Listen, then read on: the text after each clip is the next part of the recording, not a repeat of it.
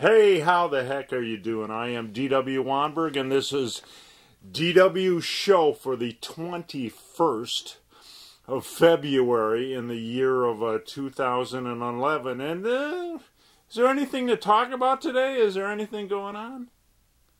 Yeah, I think so. I think a little bit.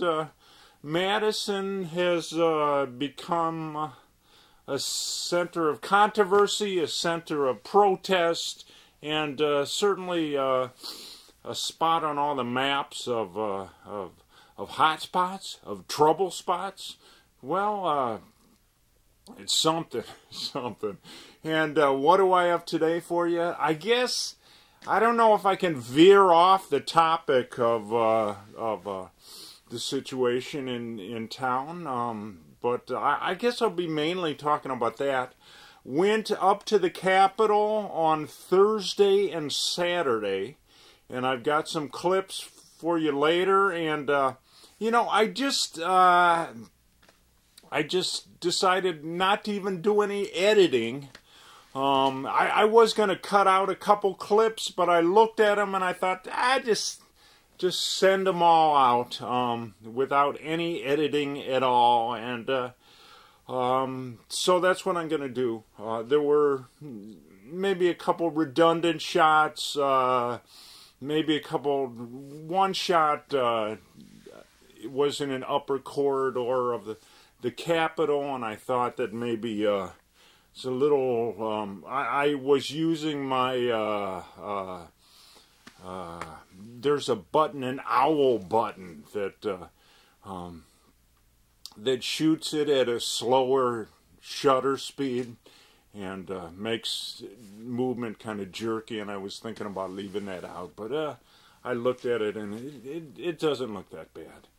So anyway, I'll be getting you those clips later, and about 8 minutes and 40 seconds of clips, and I'll be getting you those clips later, and I guess I'll be talking, and I feel all jazzed. It's Scott Walker said he was going to come into office and stimulate business, and that he has. The Capitol was kind of a dead zone in terms of economic activity. Other than laws being passed and legislators being paid off or whatever, it's kind of, the Capitol Square has kind of been a dead zone, and now it certainly is lively. Local businesses have said that they've been selling lots and lots of food. Hotels, their business has picked up. And so, in some ways, Scott Walker has been true to his campaign promise to stimulate business. He certainly has around the square. I don't know if that's what he really had in mind, but he certainly has done that. There have been a lot of people comparing Scott Walker to Hitler, and that is just unfair, both to Scott Walker and to Hitler. Let's kind of compare them a little bit. As far as I know, Scott Walker has no big plans to exterminate the Jews, but I mean, we'll see. Maybe that'll come up later. One thing they said about Hitler is that he made the trains run on time, and Scott Walker, he made it so the trains aren't going to come. They're not going to be here. So if you're waiting for that high-speed train, it's going to be a long wait. Apparently until after Scott Walker is out of office, which the sooner the better, as far as I'm concerned. Scott Walker and Hitler. Well, one thing, Hitler had a whole lot of charisma. If you ever see any of his speeches, him talking, I'm not very fluent in German. I took a class in high school. It was an elective called conversational German, and it was kind of fun because the teacher had these tape loops that he'd have these songs on, and the tape loop would go like to the other end of the classroom, and it'd be winding around. And not on a cassette, it was on reel to reel, but it wasn't on a reel, it was a big loop. And there'd be German songs that he'd put on that. But mainly I took Spanish, which I didn't learn that well either. But certainly the German class was just one semester, I guess it was. And it was an elective, and I wasn't even graded on it. But anyway, Hitler had a whole lot of charisma. Scott Walker, not so much. He has about as much charisma as a loaf of Wonder Bread. I mean, that may have been part of the point, that he had all these outrageous things that he was going to do and nobody paid attention to him, because the guy just has no charisma. You look at him on TV and you kind of want to go to sleep. But why did he win? I guess it was in a throw the bums out kind of a mentality the last election. Supporters of Obama, keep hope alive. I've given up hope. I'm not going to vote. Wisconsin is a swing state, and it swung way to the Democrats in 2008, and it pendulum came back and swung to the Republicans in 2010. The Republicans think they have a mandate right now because they won, and it was kind of a small margin. Walker and Johnson won by about the same margin. I think was 5%. They were talking before the election that it was going to be a 10% margin, but I think it was only 5%, if I'm not mistaken. And I'm looking for. I had some little cheat sheet cards here, stuff I wanted to say, but I've lost it. Anyway. C'est la vie. So, anyway, I'm just going to take the shortest little break right now. Okay, back at ya. And now in focus. Anyway, I guess we'll talk a little bit about the situation. A lot about the situation. It's boils down to the budget repair bill, and Scott Walker wants to eliminate collective bargaining with state employees. And yeah, I guess there's some sort of a thing going around that the teachers are making a lot of money, that public employees are just making a whole lot of money, just sitting back and enjoying the big good life. And is that really the case? I mean, occasionally you'll read about some Teamster employee at the bus company that works like 80, 90 hours a week and takes home a big paycheck. But I don't really I know some teachers, and they're not rolling in money. So Scott Walker wants to bust the union, basically, eliminate collective bargaining, and what are the other? And every year, the union would have to be recertified with a vote, and members would have the option of not paying union dues. So basically, Scott Walker wants to break the union. He said, no, it's not about breaking the unions. We want to make the budget.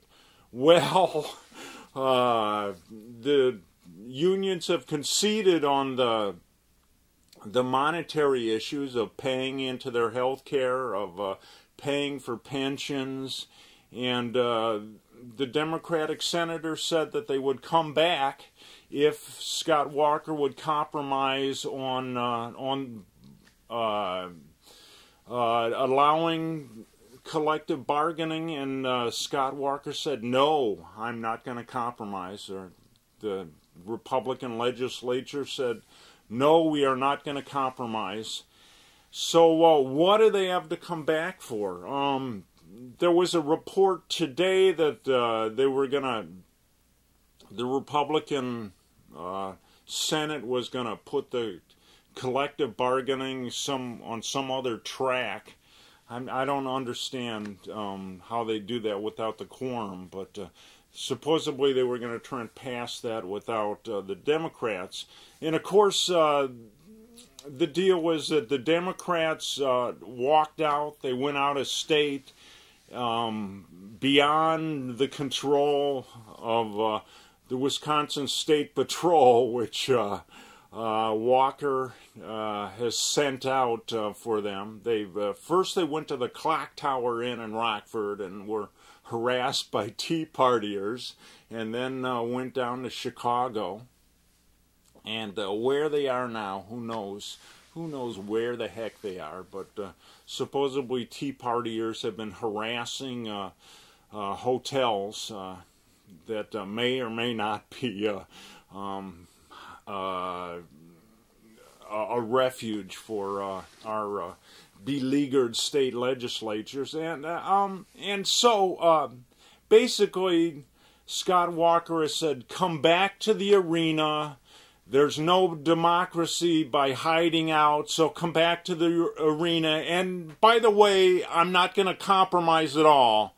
So come back to the arena. That's what the arena is for. Come back, bend over, and democracy will work. Well, maybe, maybe not. A lot of people are there at the Capitol.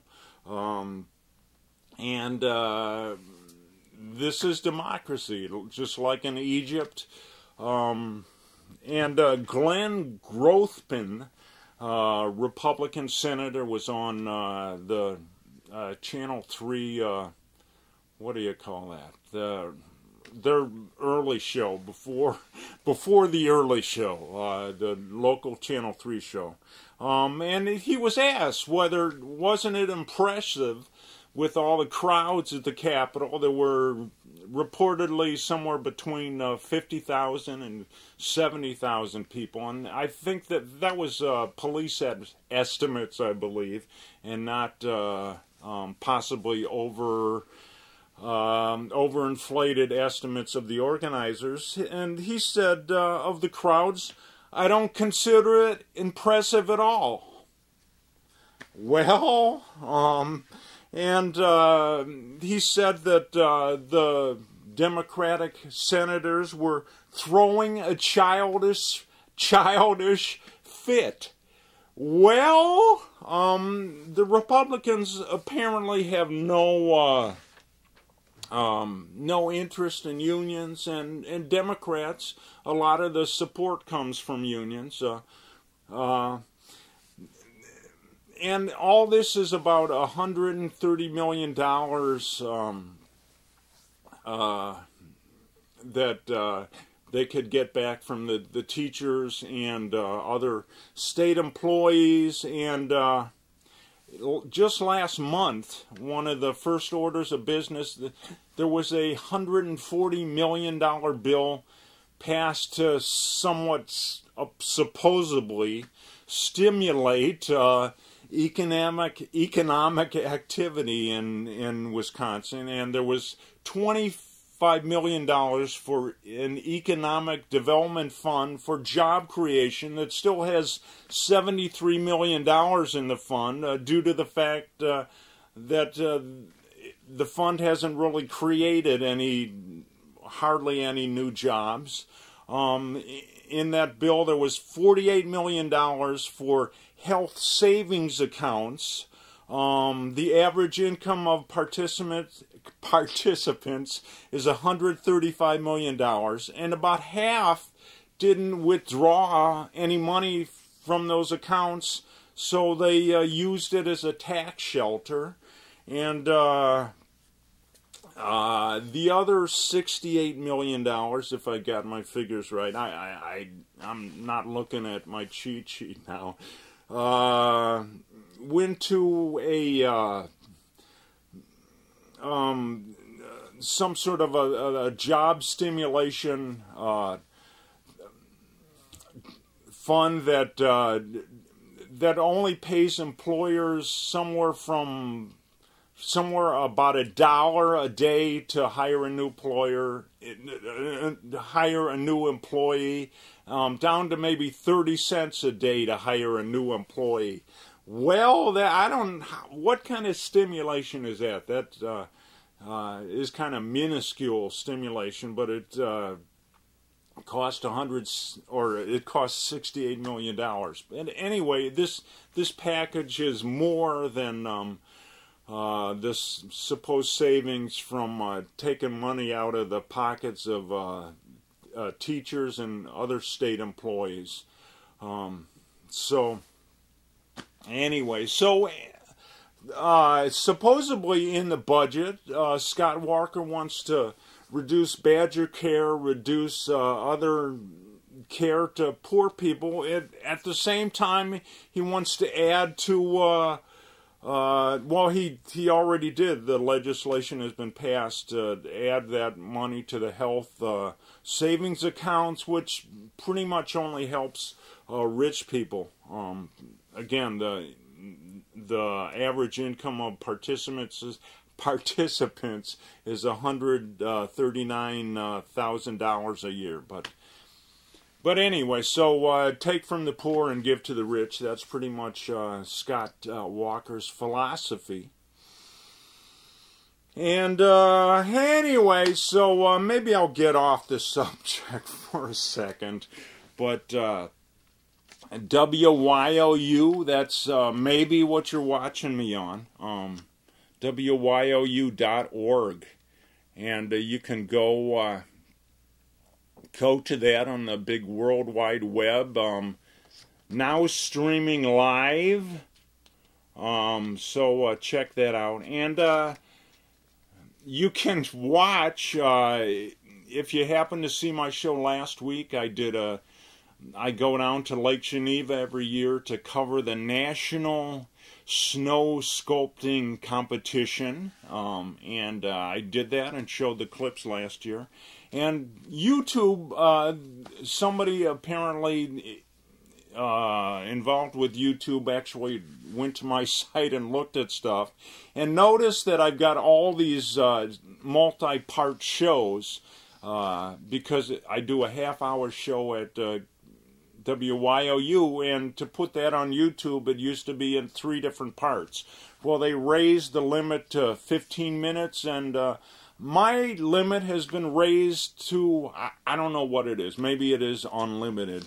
But I did put on my last week's show in full, with only a little bit of editing it. But you can check that out at, go to YouTube. Am I in focus? I am now. But now I'm not. But this is in focus. Go to D.W. Wanberg without any periods, without any spaces. And just check out my shows there. I've got over 40 pieces.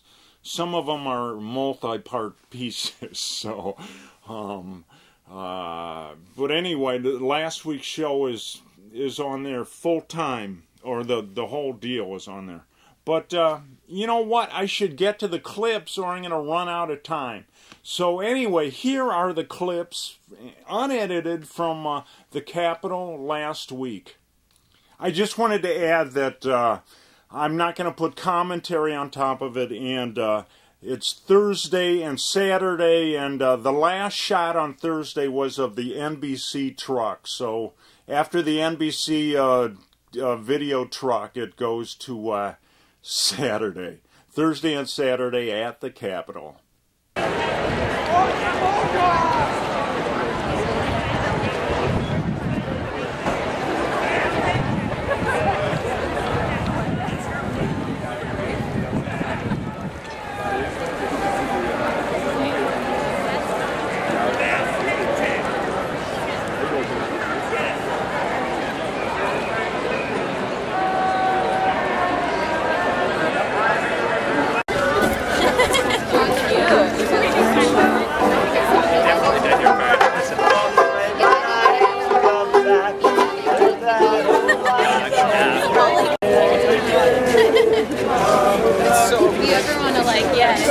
Hey buddy, how you doing? How you doing there? Put your phone number on one side, a funny joke on the other.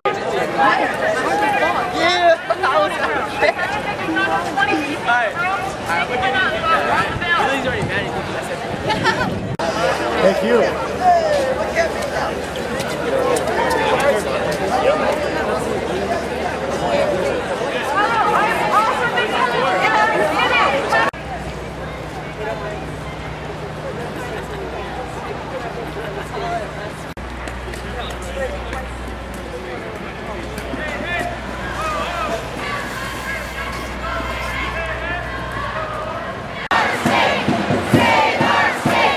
Save our state!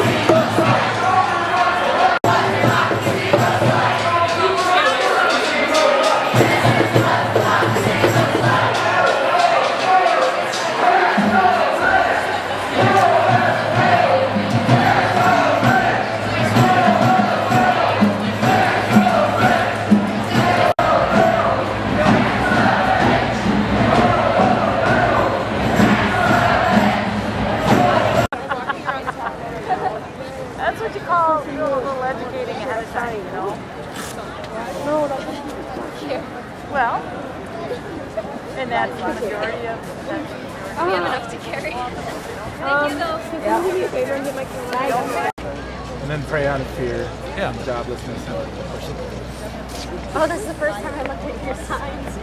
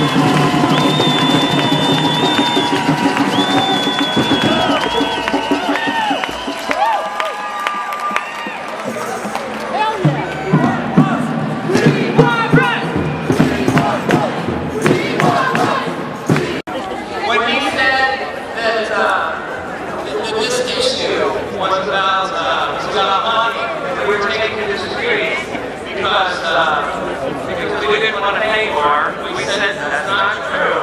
Mr. Walker, meet us at the bargaining table.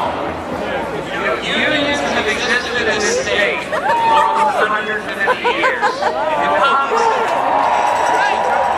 That was what democracy looked like, and hope you enjoyed that, and I gotta say goodbye, adios. It's good that we're not taking it, although we may have to, but not going quietly into the night. Adios, so long, farewell, and I gotta take the escape slide out of here.